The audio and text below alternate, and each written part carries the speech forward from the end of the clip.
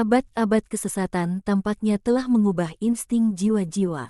Namun, sesungguhnya tidaklah demikian. Kesesatan melingkupi benak, sebab benak bercampur dengan daging dan merasakan dampak dari racun yang disuntikkan setan pada binatang manusia. Dan dengan demikian kesesatan dapat melingkupi hati sebab hati ditanamkan pada daging juga, dan merasakan dampak dari racun. Hasrat nafsu yang 3 kali lipat menggigit indera, perasaan dan pikiran. Tetapi roh tidak ditanamkan pada daging. Roh dapat diguncangkan oleh pukulan yang diberikan oleh setan dan oleh hasrat nafsu. Roh dapat nyaris dibutakan oleh bujuk rayu daging dan oleh semburan darah mendidih dari binatang manusia, ke dalam siapa ia tinggal. Tetapi roh tidak berubah dalam kerinduannya akan surga, akan Allah. Roh tidak dapat berubah. Lihat air jernih dari sungai ini. Air turun dari langit dan akan kembali ke langit melalui penguapan air yang disebabkan oleh angin dan matahari. Air turun dan naik kembali. Unsur-unsur tidak musnah sia-sia, melainkan kembali ke asalnya. Roh kembali ke asalnya. Andai air di sini, di antara bebatuan ini, dapat berbicara, dia akan mengatakan padamu bahwa dia rindu untuk kembali ke langit, untuk dihembus oleh angin sepanjang ladang-ladang cakrawala, segumpal awan putih yang lembut, atau yang kemerahan pada saat fajar, atau yang tembaga cemerlang saat matahari terbenam, atau yang bak bunga lembayung saat senjakala ketika bintang-bintang mulai mengintip. Dia akan mengatakan padamu bahwa dia ingin bertindak sebagai saring bagi bintang-bintang yang mengintip melalui celah awan tipis di langit tinggi demi mengingatkan manusia akan surga. Atau bagai selubung bagi bulan, supaya bulan tidak melihat perbuatan-perbuatan jahat pada waktu malam di bumi, daripada berada di sini, terbelenggu di antara tepian-tepian sungai, di bawah ancaman menjadi lumpur, dipaksa melihat pergumulan antara ular air dan kodok, sementara dia begitu menyukai kebebasan sendirian di atmosfer. Juga roh-roh, andai mereka berani berbicara, akan mengatakan hal yang sama, berilah kami Allah. Berilah kami kebenaran. Namun mereka tidak mengatakannya, sebab mereka tahu bahwa manusia tidak menyadarinya, tidak mengerti atau memperolok permohonan mendesak dari para pengemis agung, dari roh-roh yang mencari Allah guna memuaskan lapar dahsyat mereka, lapar mereka akan kebenaran.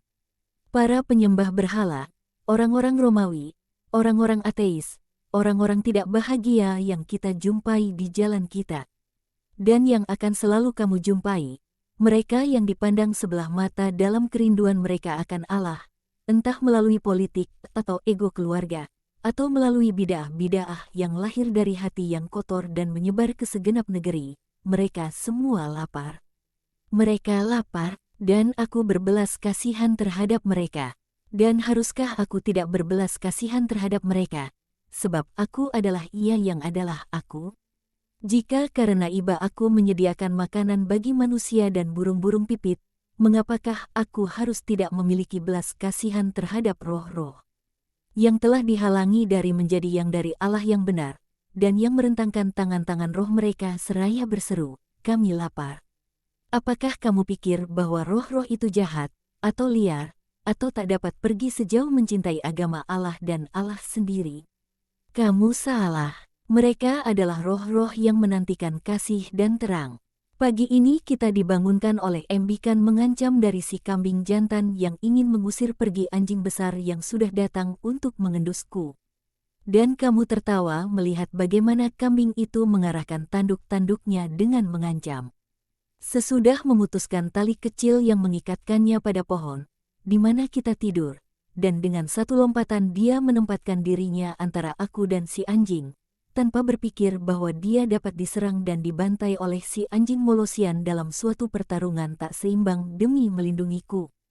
Demikian pula, orang-orang yang tampak seperti kambing-kambing liar bagimu, akan pergi sejauh memelihara dengan penuh kegagah beranian iman Kristus. Begitu mereka telah belajar bahwa Kristus adalah kasih yang mengundang mereka untuk mengikutinya. Ia mengundang mereka, ia melakukannya. Dan kamu harus membantu mereka untuk datang. Dengarkan sebuah perumpamaan. Seorang laki-laki menikah dan istrinya melahirkan banyak putra baginya. Tetapi seorang dari mereka terlahir cacat jasmani dan kelihatan seperti dari ras yang berbeda. Laki-laki itu menganggap putranya ini sebagai aib dan tidak mengasihinya, meski si anak tidak berdosa. Anak itu dibesarkan di antara pelayan-pelayan yang paling rendah tingkatannya dan sama sekali diabaikan, dan dengan begitu dia dianggap makhluk rendah juga oleh saudara-saudaranya.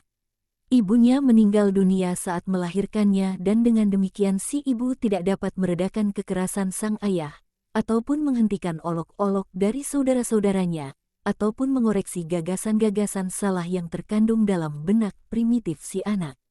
Seorang binatang liar kecil yang tak hendak ditoleransi di rumah anak-anak terkasih. Begitulah, anak itu tumbuh dewasa.